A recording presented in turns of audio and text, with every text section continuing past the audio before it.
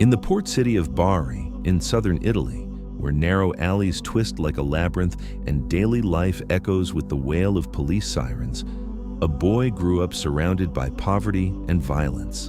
That boy was Antonio Cassano, born and raised in Bari Vecchia, a neighborhood notorious for hardship and chaos. Cassano learned the harsh rules of survival from an early age. His father abandoned the family, leaving his mother to raise him alone in desperate conditions. Food was often a luxury. His childhood was marked by cramped streets, angry shouts, and even the occasional sound of stray gunfire. In such an environment, many children chose the path of crime, and Cassano himself later admitted, "If it weren't for football, I would have become a criminal." Football was his lifeline, the only way out of the darkness.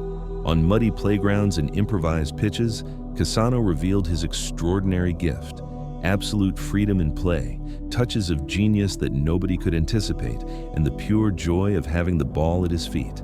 They called him Antonio, the magical boy. Every touch of his felt like a miracle, unpredictable and dazzling. Yet that talent came hand in hand with a rebellious nature. From a young age, Cassano was used to resisting authority, living by instinct, and showing a reckless streak. He lacked the guiding hand of a father, the discipline to balance raw genius with structure. That absence planted the seeds of what his career would later become, breathtaking in moments, but overshadowed by regret. The opening chapter of his story is not just about a troubled childhood, but about destiny itself. The rise of a street kid whose flair bewitched audiences, a natural-born talent, but also a soul that refused to grow up. After a harsh childhood in Bari Vecchia, Cassano's life changed with a single fateful moment. In December 1999, at just 17, he debuted for Bari in Serie A. Only a week later, against mighty Inter Milan, Italy witnessed what would be called the goal of destiny. Receiving the ball deep in his own half, Cassano flicked it past a defender with a deft ankle touch, accelerated between two renowned center backs, and finished coolly. In an instant, the unknown teenager made Inter's defense look foolish. The stadium erupted. Italian newspapers hailed a new star, Antonio. That moment didn't just launch his career, it saved his life. Cassano later admitted, "If it weren't for that goal, I might have become a criminal." Football chose him, and he embraced it in the most instinctive way possible. From Bari, the young talent quickly drew attention from giants. Juventus made an approach, but Cassano insisted, "I had to go to Roma because of Totti." For a poor boy from the south, the chance to play alongside Italy's symbol Francesco Totti was irresistible. During his first months in Rome, Cassano stayed with foster parents, finding what felt like a second family. At AS Roma, he exploded into life. Audacious dribbles, thunderous strikes, and lethal through balls made him the new hope of Italian football. Cassano wasn't tied to any fixed style. He could glide past defenders, unlock defenses with surgical passes, or transform into a clinical forward. His freedom on the pitch made him a phenomenon. But as the spotlight grew, so did the shadows of his instincts.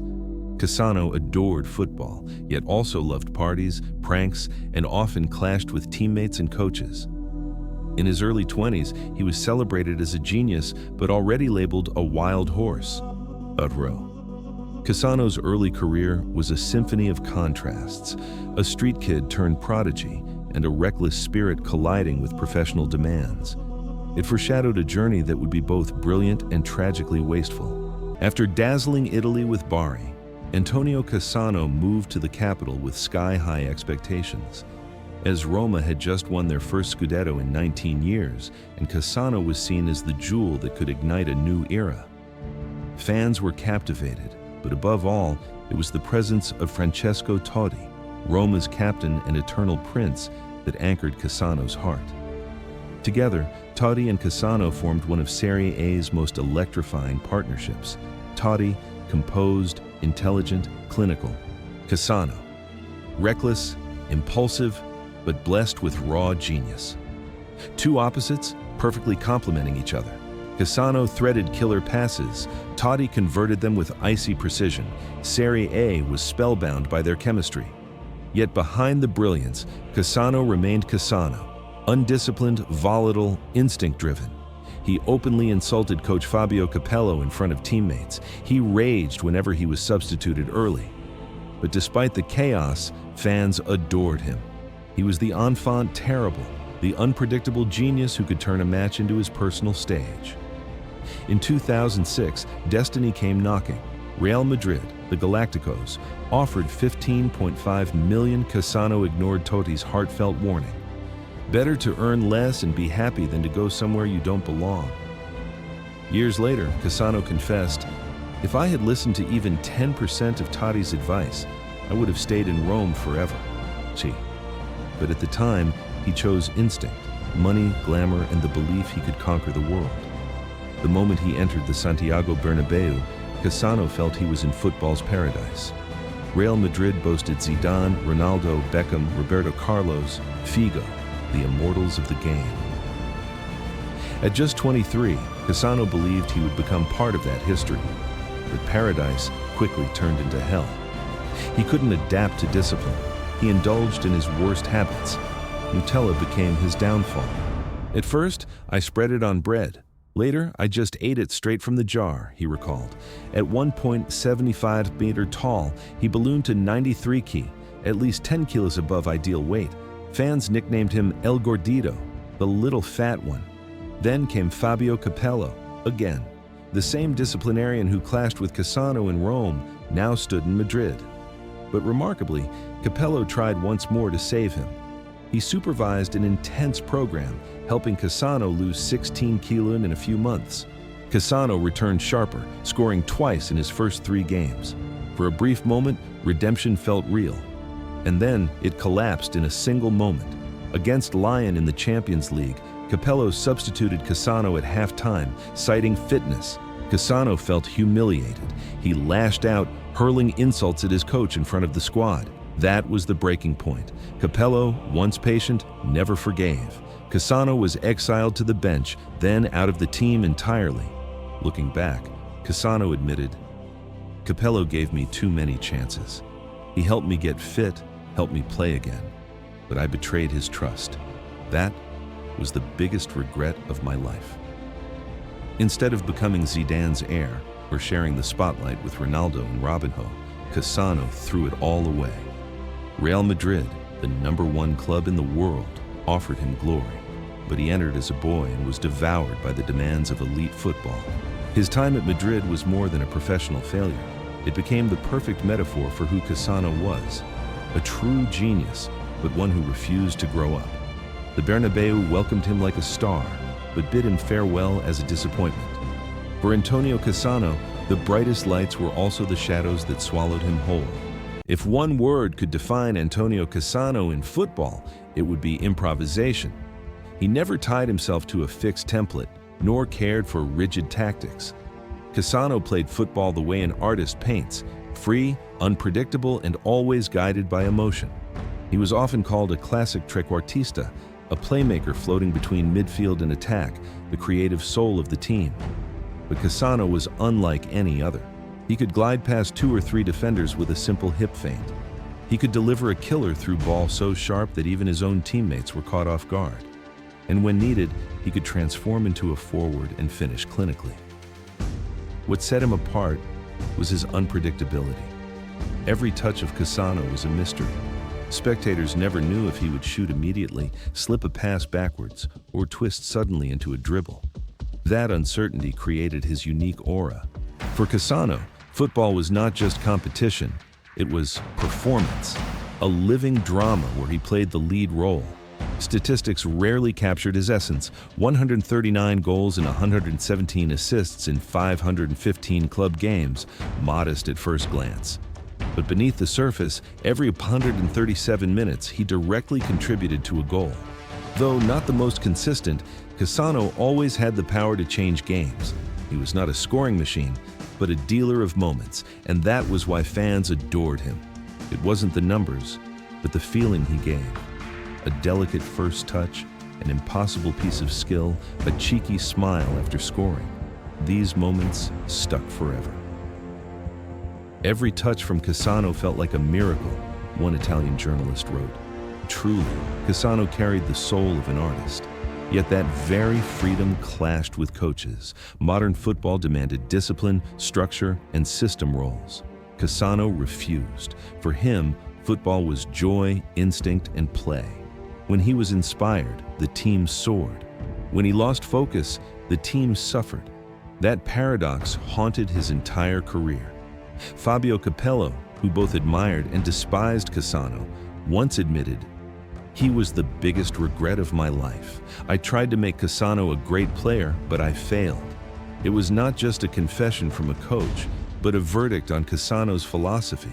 He lived and played as he pleased, but refused to grow into greatness. Cassano's philosophy can be summed up in one word: freedom.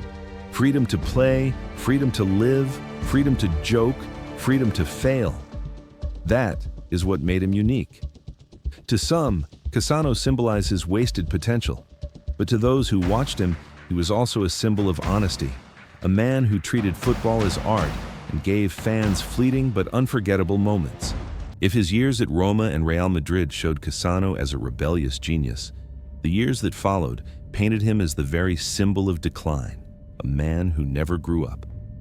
From the start, Cassano lived by instinct. He loved football, but he also loved parties, women, and food. In his autobiography, he confessed openly, countless fleeting affairs, trading women for meals and eating excessively to fill a void.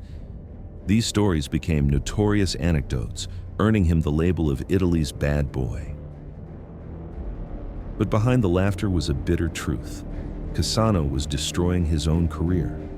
At Real Madrid, he ballooned to 93 kilos despite standing only 1.75 meters. Fans nicknamed him El Gordito, the little fat one. Nutella became his downfall.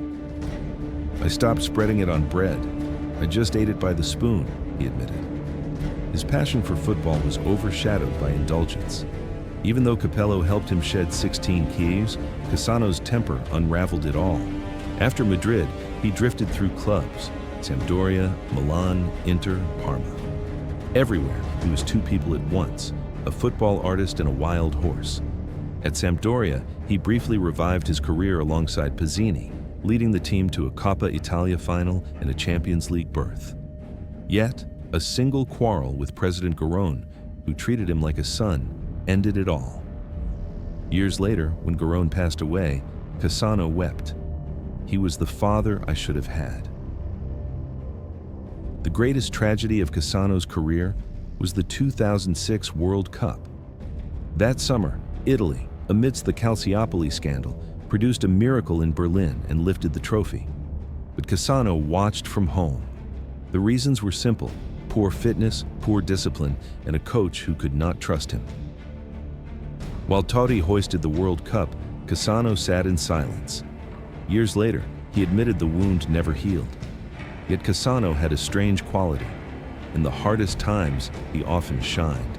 At Euro 2012, just months after heart surgery, Cassano returned and, together with Balotelli, led Italy to the final. Though they fell short, his delicate touches and infectious smile lit up the tournament.